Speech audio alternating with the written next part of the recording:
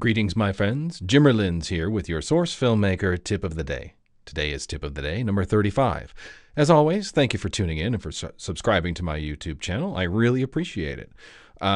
Today, I'm going to show you real briefly how to animate the destruction of a sentry and even how to move that around after you have done it.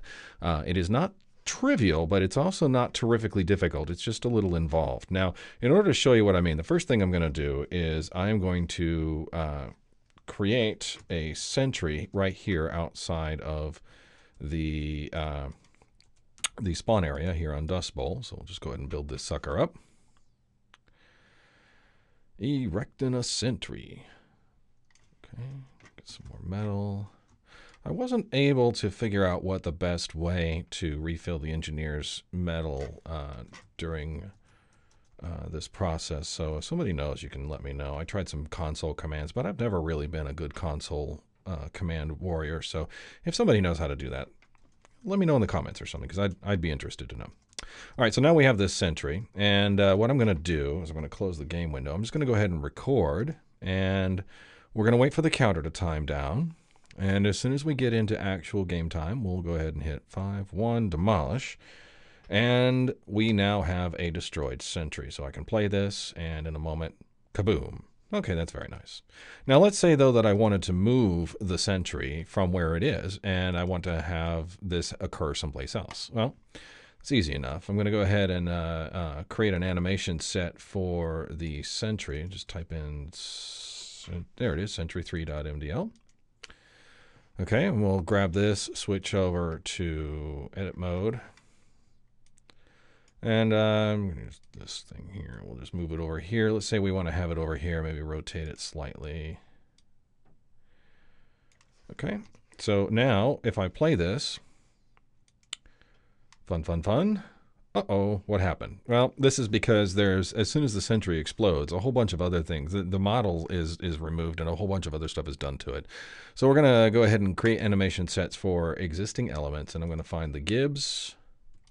So here's all the sentry gibs. Then I'm going to get explosion core buildings, and then I'm going to scroll down here and I'm going to grab spark electric. I'm using control to click. I'm creating animation sets for each of these, and control clicking on each of the mouse. And impact physics dust is there as well. And explosion core buildings. Okay, so I think that should be all of the things that we need to move around. All the rest are view models. Okay.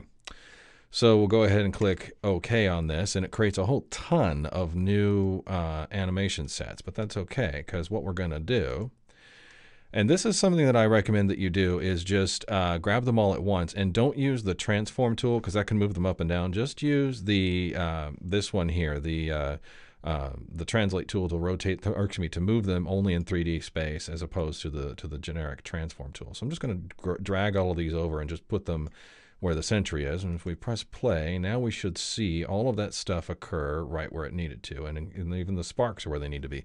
Now, the reason I recommend you do this is well, here, let me zoom in a little bit, and you'll see what I'm talking about. When you move these things around,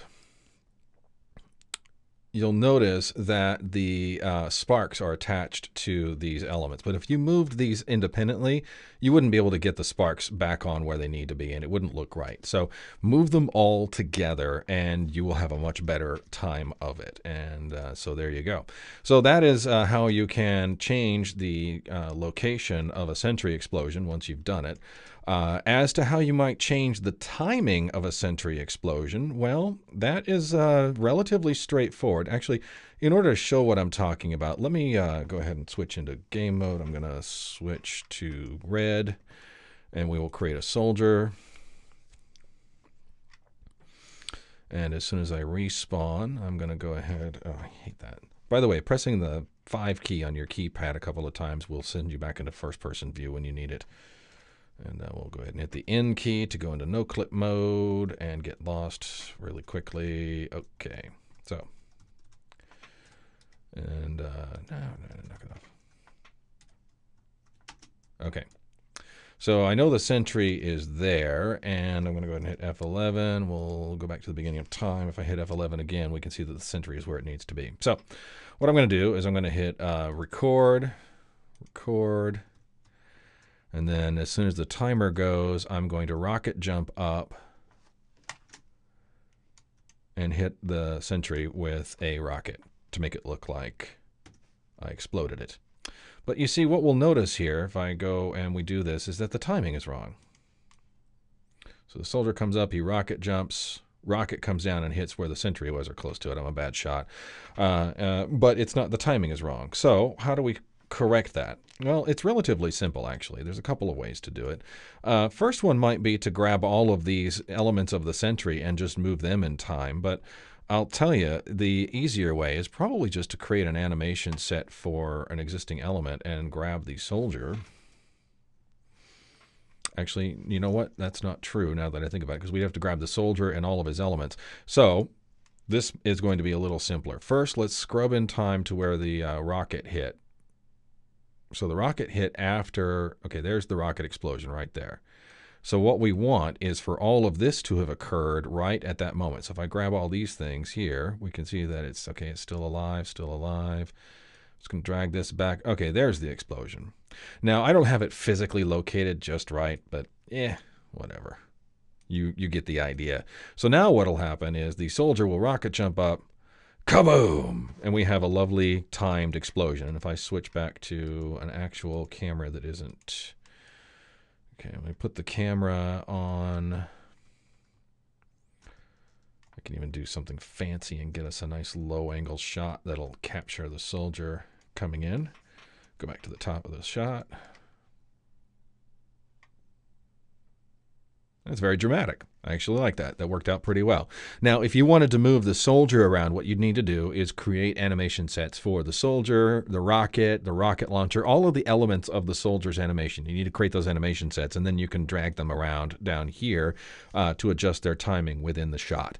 That way you can adjust the timing of individual pieces of something so that when you record a soldier doing something and an engineer doing something, you don't have to get your timing perfect. You can fiddle futz around and get stuff where you need it to be. It isn't always trivial, because you're going to find that there's some idiosyncrasies to the way some of this works. For example, I'm going to switch over here, and if I grab one of these, let me see, let me switch back to the work camera.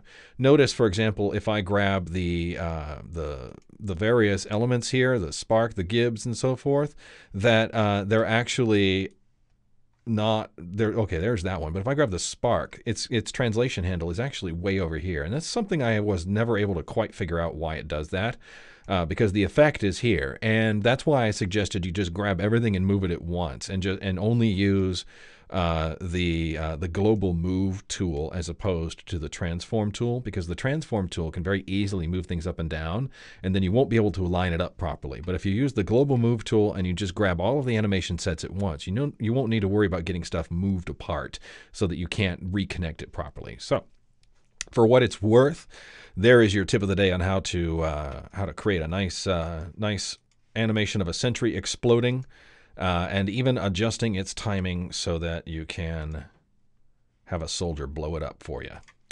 That's your tip of the day, number 35. I am Jimmer Lins. Again, as always, I thank you for tuning in, and I appreciate all the great feedback. You're all my best friends in the whole world, and I thank you. Have a good day, and enjoy using Source Filmmaker.